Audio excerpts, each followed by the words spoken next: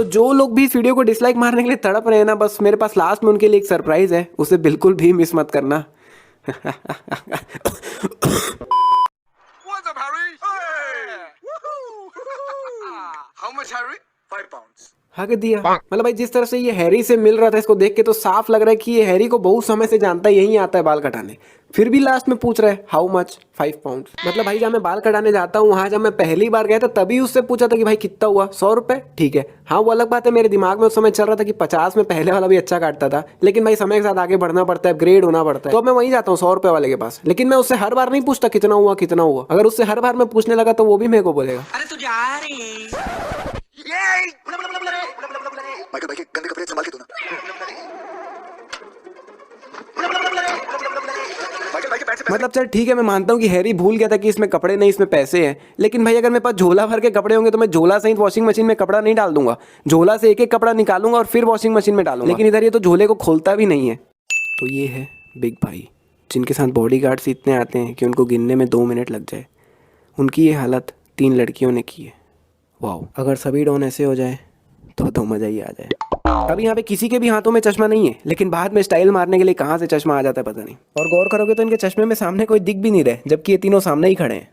ये तीनों लड़कियां एक दूसरे से एक एक लेवल ऊपर खड़ी है, मतलब एक एक सीढ़ी ऊपर खड़ी है, लेकिन दूसरे एंगल से दिखाने पे इन तीनों का लेवल सेम हो जाता है। वाह, हैरी के बगल में ही एक काला घोड़ा भी दौड़ते हुए आ रहा है, लेकिन जब इसी सीन को सामने के एंगल से दिखाया जाता है तो बगल से वो घोड़ा गायब हो गया। तो हैरी ने यहाँ से घोड़े से हैरी ने यहाँ पे जंप कर दिया है, ध्यान से देख लो। लेकिन गौर किया जाए तो यहाँ से लेके यहाँ तक में ना वो कांटा दिख रहा है, ना कृति दिख रही है, ना वो रस्सी, ना घोड़ा, कुछ नहीं दिख रहा है। लेकिन दूसरे एंगल से दिखाने पे सामने कृति भी दिख गई, कांटा भी दिख गया, रस्सी भी दिख गया। वाह, तो हैरी अभी यहाँ पे ब्लैक घोड़े से जंप करता है, लेकिन दूसरे एंगल से दिखाने पे हैरी ने तो व्हाइट घोड़े से जंप किया है। क्या बात है।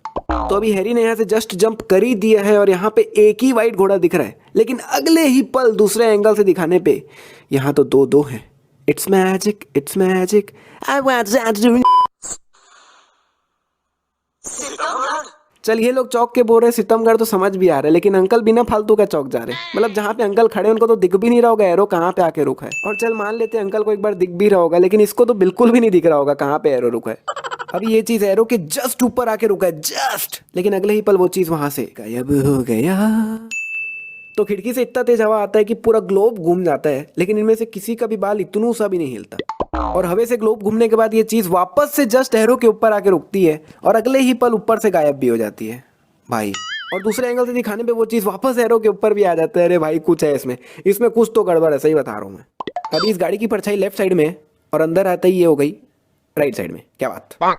अब यहाँ से ये ग्राउंड एकदम खाली, एकदम क्लियर दिख रहा है, लिटरली एक कचरा नहीं दिख रहा है, अंदर कुछ भी नहीं दिख रहा है, कुछ भी नहीं। और वही जब गाड़ी अंदर जाती है तो यहाँ पे कुछ 3-4 लाइट्स आ जाती है अपने आप, कैसे पता नहीं, इट्स मैजिक। तो हैरी के मुंह पे नील नितिन मुकेश छीछी कर देते हैं और हैरी जब ऊपर देखता है तो देखता है नील नितिन मुकेश उड़ते हुए जा रहे हैं। मतलब अगर ये लोग उड़ते उड़ते जाते जाते अगर कर रहे हैं तो उस हिसाब से इसे कुछ इस तरह से गिर होते हुए जाना चाहिए, मतलब इस तरह से उसका छीछी गिरना चाहिए था, लेकिन वो एक ही जगह गिरता है, जो कि उसको ऐसे गिरते हुए जाना चाहिए था।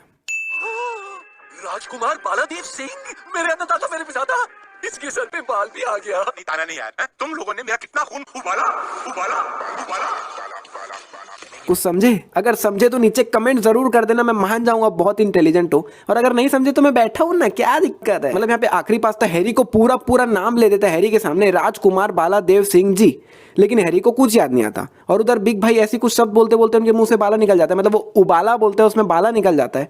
तो वो बाला सुनने पे हैरी को पुरानी बातें याद आने लगती है। मतलब वो बाला भी नहीं बोल रहे थे ना, बिग भाई बाला करके भी नहीं बोल रहे थे, वो कुछ शब्द बोल रहे थे जिसमें बीच में बाला आ गया, उबाला में बाला आ गया, लेकिन हैरी को सब याद आ गया। और वहीं यहाँ पे आखिरी पास्ता ने बोला राजकुमार बालादेव सिंह जी, हैरी को कुछ याद नहीं आया। मतलब उबाला सुनने पे हैरी को पुरानी बातें याद आने लग गई थी, तो अपना पूरा नाम सुनने पे यानी कि बालादेव सिंह जी, इतना कुछ सुनने पे तो हैरी को लिटरली सब कुछ याद आ जाना चाहिए था। भाई सच में ये बहुत बड़ी मिस्टेक है, बहुत बड़ी।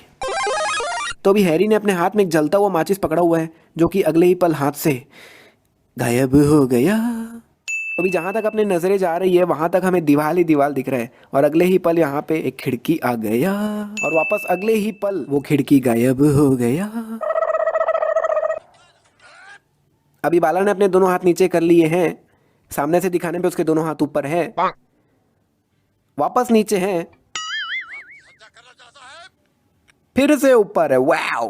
अभी यहाँ पे बाला के पैरों की मम्मी की आइस हो गई होगी, लेकिन जब थोड़ा आगे जाने के बाद ये लोग बाला को उठाते हैं तो बाला के टांगों में थोड़ा सा काला निशान भी नहीं दिखता है। जलने का निशान तो फिर भी बहुत दूर की बात है। शिक्षा को उठाओ, तपस्या को उठाओ, श्रद्धा को उठाओ, कल्पना को उठाओ। तो यहाँ पे बाला एक एक करके लड़कियों का नाम लेता है, इसको उठाओ उसको उठाओ, और भाई इसके आदमी जाके उठा के भी ले आते हैं। मतलब भाई इनको क्या मालूम में से कौन शिक्षा है, कौन तपस्या है, कौन लक्ष्मी है, कौन श्रद्धा है।